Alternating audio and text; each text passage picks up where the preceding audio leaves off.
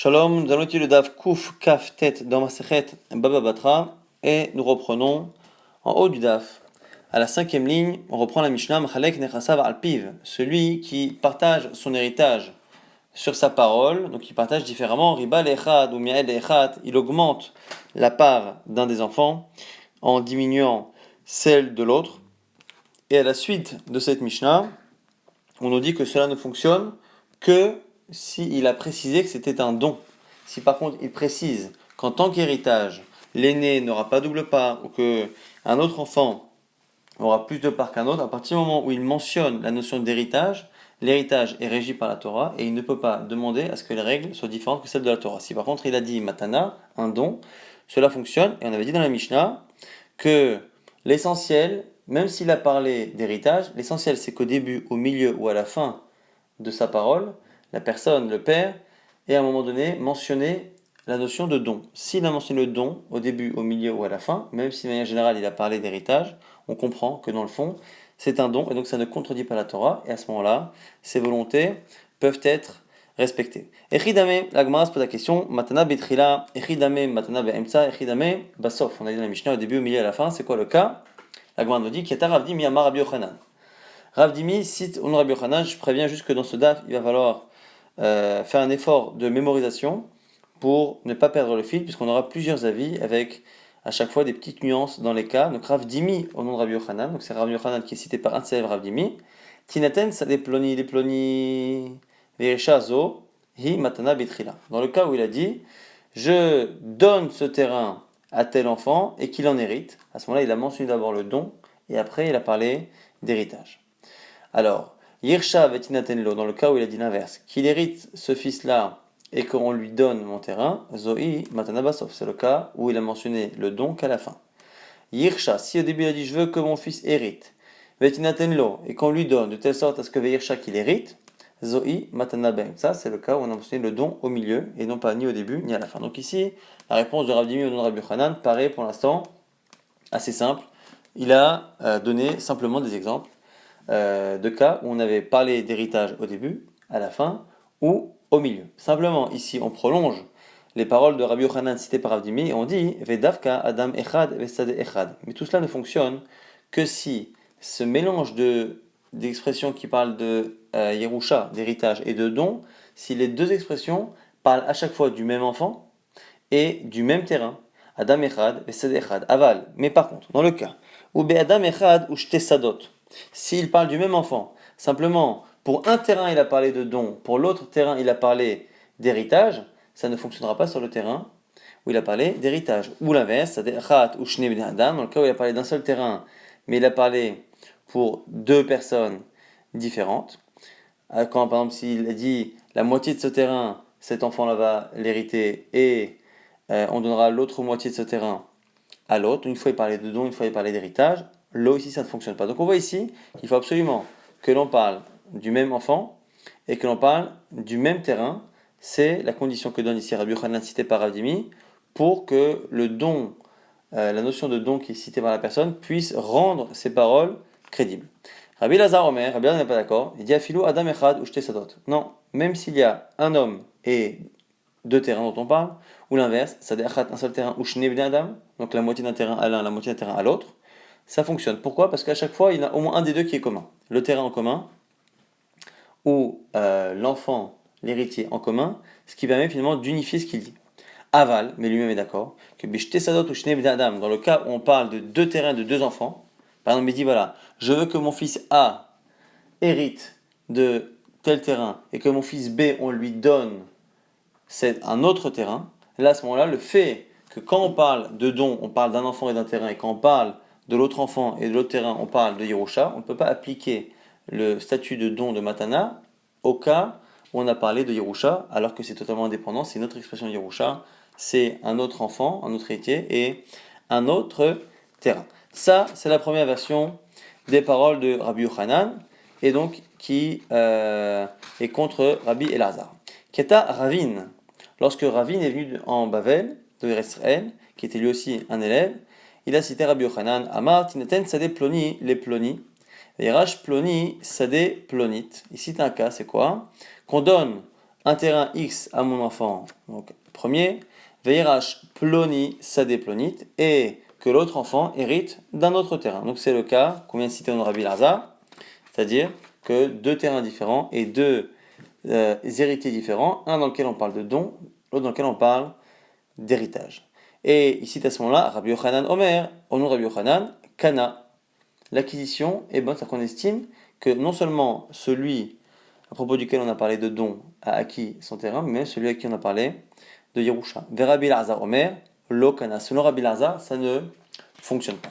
Alors, ici, la Gemara va tout de suite relever la contradiction. Rappelez-vous qu'on a vu que jusqu'à présent, on avait cité Rabbi Yochanan. Selon Rabbi Yochanan, pour que ça fonctionne, que la notion de matana puisse, entre guillemets, cachériser, rendre apte ce genre de conditions que le père fait à propos de l'état de ses enfants, il faut absolument que l'expression don soit incluse dans la même phrase et au sujet du même héritier et du même terrain. Si on a parlé d'héritage et quand après on a parlé de don ou avant on a parlé c'était pour un autre terrain ou pour une autre personne, ça ne fonctionne pas, il faut que ce soit la même personne, le même héritier et le même terrain. Selon Rabbi Elazar, non, on peut tolérer à ce qu'il y ait une donnée différente. Par contre, si les deux sont différents, c'est-à-dire qu'on parle de deux héritiers différents et qu'on parle de deux terrains différents, ça ne fonctionne pas. Là, le problème, c'est qu'on a un Rabbi Yochanan, ici cité par Ravine, qui a l'air de dire l'opposé. Même le cas où c'est deux héritiers et deux terrains, on estime ici que le fait d'avoir mentionné le don à un moment donné rend les paroles du père acceptables. Et Rabbi Elazar dit non. Alors Rabbi Elazar correspond à ce qu'il a dit précédemment, parce que Rabbi Elazar il avait dit que si c'est deux héritiers de terrain, ça ne fonctionne pas. Donc là, on dit Amar le Rabbi le Ravine, Abaïdi Ravine, Anartatlan Chada, Batpaktala Chada. Une de tes paroles, je la comprends, l'autre, je ne la comprends pas. Bish la de Rabbi Lazar, de Rabbi Lazar Lokashia. Rabbi Lazar, ce que tu as cité au nom de Rabbi Lazar, n'est pas en contradiction avec ce qu'on avait entendu précédemment. Parce qu'à l'époque, il avait dit déjà que quand les deux sont différents, ça ne fonctionne pas. Kan Vadam Yachad ou Shte Sadot, Kan Bishne Ben Adam ou Shte Sadot, on a dit que ça dépend si on parle du cas où il y a un homme et deux terrains ou deux terrains, deux hommes. Et là, des Rabbi Yochanan Kashia. Mais par contre, entre ce que tu as entendu, ce que tu as cité au nom de Rabbi Yochanan et ce qu'on a vu, c'est compliqué. La Gemara dit Amoraïn inhu ve'aliba de Rabbi Yochanan. C'est bien une marloquette Amoraïm, marloquette entre les commentaires de Rabbi Yochanan, ce qui donne finalement deux versions de Rabbi Yochanan diamétralement opposées. On a maintenant l'avis de Resh Lakish. Vers Resh Lakish Amar. Lokana, selon Resh Lakish, on n'a pas justement d'acquisition ad chez Omar, jusqu'à ce qu'ils disent ploni ou ploni, un tel et un tel, yirshu sade ploni ou plonit, hériteront du terrain A et B, shinatatim lahem bematana veyirshu. Donc selon Rabbi Resh Lakish ici, il faut non seulement parler d'héritage, mais il faut que de don, mais que la notion de don soit vraiment en facteur avec à la fois les deux héritiers et à la fois les deux. Donc Resh Lakish a trouvé un moyen pour que dans le cas où on parle de deux terrains de personnes, on puisse faire fonctionner, c'est dans le cas où on a parlé justement de matana, mais une matana qui est censée, un don, qui est censé être en facteur avec les deux personnes et les deux terrains. Au passage, on va voir que les avis qu'on a cités précédemment se retrouvent dans d'autres marlokot amoraim, biplukta, dans ce qu'on a vu, Amar Ravuna Ravuna nous dit Loshanu Ela Adam Echad Vesede Echan. Rav Hamnuna nous dit que on ne peut par la notion de don cachériser, rendre apte la condition que s'il y a un seul homme, un seul terrain, aval adam echad ou shne sadot, si ça parle d'un héritier de deux terrains, ou l'inverse, sadeh echad, un terrain et deux héritiers, lo, ce qui correspondait à la première version de Rabbi Yochanan. Rav Nachman Amar, Rav Nachman nous dit, afilou adam echad ou shne sadot, sadeh echad ou shne adam, ça marche s'il y a deux terrains pour un héritier ou deux héritiers pour un terrain, aval shne sadot ou shne adam, lo, mais par contre, s'il y a deux héritiers et deux terrains, ça ne fonctionne pas, ce qui correspondait à l'avis de Rabbi Elazar. Vers Rav Shechet Ama, Afilou Shtesadot ou Shneim Adam, Rav Shechet nous dit, même s'il y a deux terrains différents et pour deux personnes, cela fonctionne, ce qui est la deuxième version de Rabbi Yochanan. Donc on retrouve ces avis-là anciens, on les retrouve dans des avis un peu plus récents, des Amorim. Ama Rav Shechet vient justement prouver que même si on a parlé pour un héritier, donc je veux que mon fils Yaakov hérite de mon terrain A, et je veux que mon fils Yosef, on lui donne le terrain B, donc on parle de deux enfants différents, on parle de deux terrains différents, selon Rabbi Yochanan, deuxième version, et selon Rav Shechet, ça fonctionne. La preuve, Amar Rav Shechet, Mena Minala, d'où je sais dire ça, Tetania Senbraïta Omer, Tenu Shekel Levanai Beshabbat. On a quelqu'un qui avant sa mort ordonne qu'avec son héritage, on donne une certaine somme à ses enfants chaque semaine. Donc un shekel pour ses enfants à chaque semaine, si Shabbat est la semaine. Orim liten c'est là. Et il se trouve que par la suite, les denrées alimentaires ont vu leur prix augmenter, et donc un shekel n'est pas suffisant pour qu'ils se nourrissent. Et donc on se demande si on peut donner plus sur justement les biens du père que ce qui était prévu. Alors on dit quoi? On leur donne un sela. Si le prix est passé d'un shekel à un sela, on donnera un sela. Ve'imama al titenu la haine et la shekel. Si par contre le père avait dit dès le départ que vous ne donnerez que un shekel et pas plus, à ce moment-là, en notim la haine et la shekel, on ne donnera pas plus qu'un shekel. Ve'imama immetu yirshu aharim. Si le père avait dit, voilà, je veux qu'après ma mort, mes enfants reçoivent un shekel par semaine, et si mes enfants décèdent, que je veux que ce soit d'autres personnes, a priori ici des étrangers, qui reçoivent cet argent.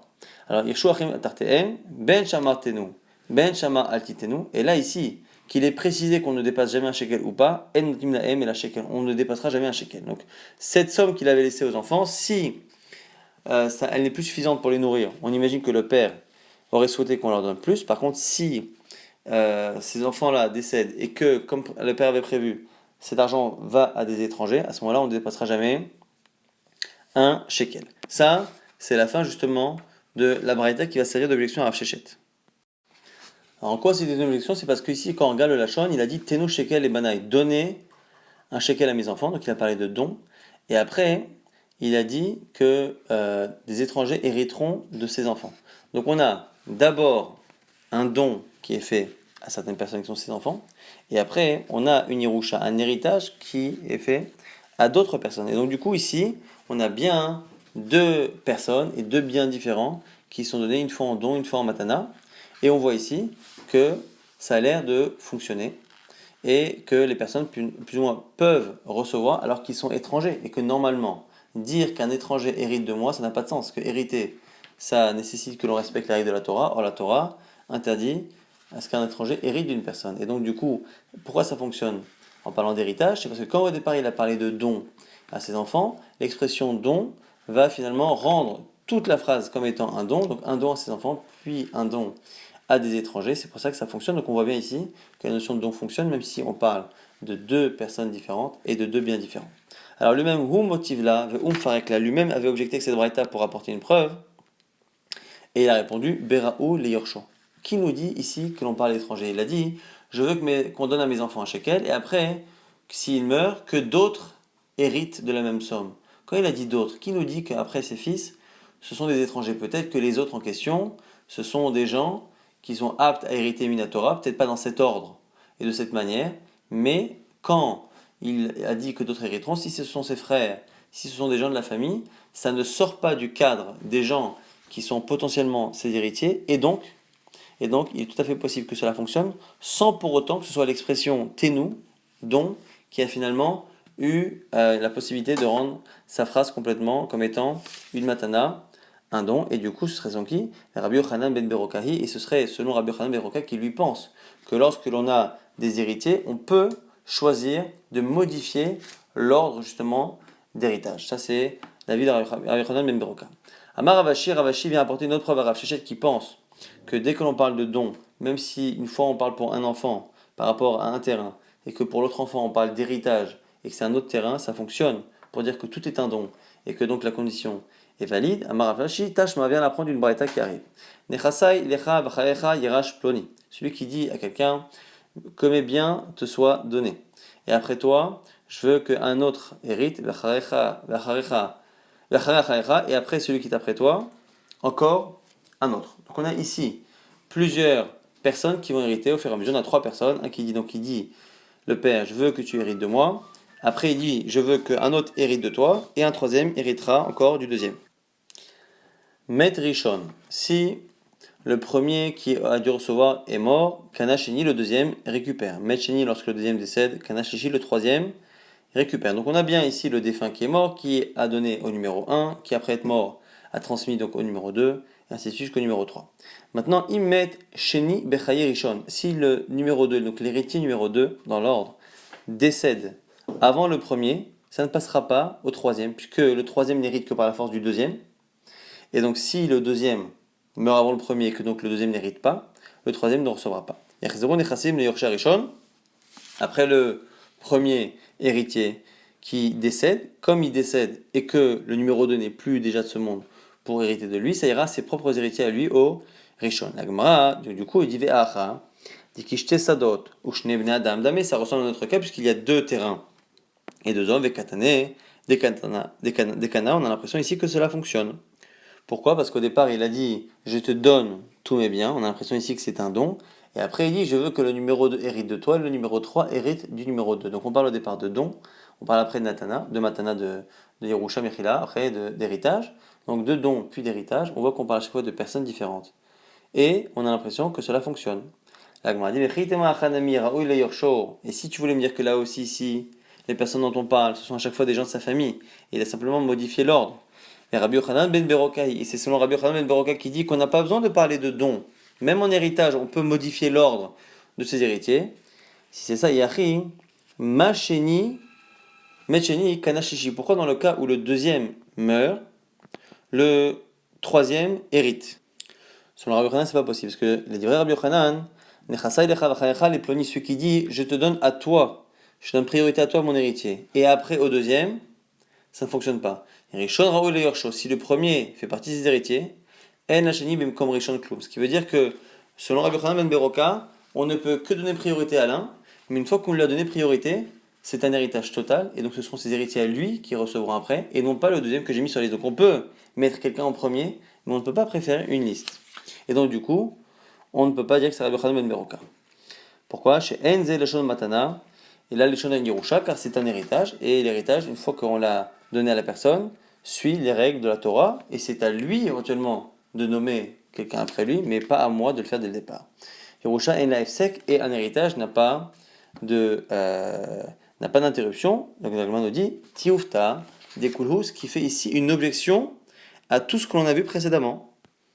Pourquoi? Parce qu'on a vu que selon tous les Amorim, à part Rav Sheshet et à part Rabbi Yochanan cité par Rabbi Avin, on a vu que selon tout le monde, lorsque c'était deux personnes, deux héritiers différents et deux terrains différents, on ne pouvait pas, en parlant de don pour l'un, rendre la Yerusha, l'héritage de l'autre, comme étant fidèle aux demandes du défunt. Et donc du coup, on voit que c'est Tioufta des Kulhu. Tioufta, effectivement, c'est une objection à tous ceux qui n'étaient pas d'accord avec Rav Sheshet. La Gemara dit Leimanami tevet Tioufta de Resh Lakish. La Gemara dit peut-être que c'est aussi une objection à Resh Lakish. Resh Lakish avait dit qu'on peut trouver un cas où, avec deux personnes et deux terrains, on arrive à parler de don, mais il faut absolument que la notion de don soit commune aux deux. La Gemara dit dans Vetisvara, et à Amarava, la Gemara dit c'est pas possible de dire que c'est une objection à Resh Lakish, parce que Rava a dit il cheta kevate de Resh Lakish behanetlat.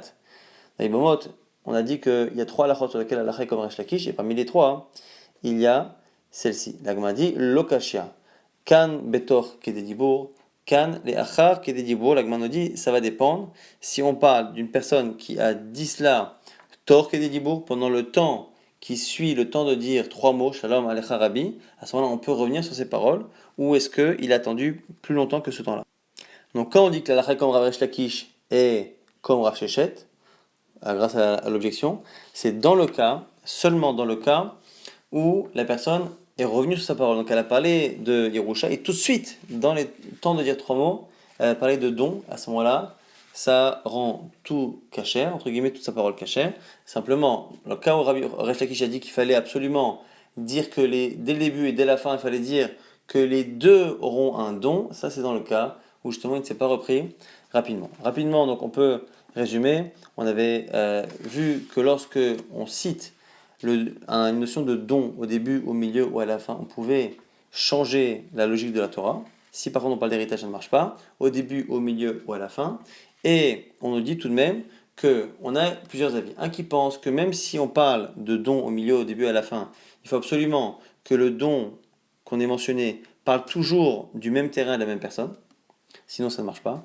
Certains disent que même si c'est un autre terrain, mais tant que c'est la même personne, ou le même terrain, même si c'est donc ou un autre terrain, même personne, ou une autre personne pour le même terrain, ça fonctionne, et qui disent que même si les deux sont différents, et c'est Rav Sheshet, à la fin on a l'impression qu'ici c'est la lacha, que finalement même si on parle de deux personnes différentes, deux héritiers différents et de deux héritages différents, à partir du moment où on a mentionné au début, au milieu ou à la fin la notion de don, on peut à ce moment-là modifier l'ordre de la Torah et ça ne s'appelle pas revenir sur une logique de la Torah.